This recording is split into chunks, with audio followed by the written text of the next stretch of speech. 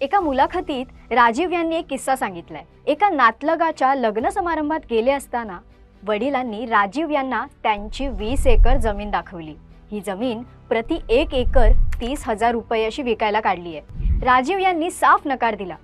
या जागेवर काहीतरी काम मी सुरू करेन। टोमॅटो, आंबे यांची लागवड केली, पण काहीच फळाला आलं नाही। नाशिक जिल्हा 90% द्राक्ष उत्पादक आहे, तर सगळी द्राक्ष ही खाण्यासाठी आणि मनुक्यांसाठी प्रसिद्ध आहेत।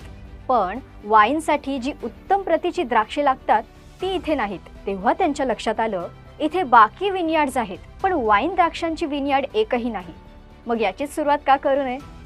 1997 मध्ये नाशिकला विनयार्ड स्थापन केलं।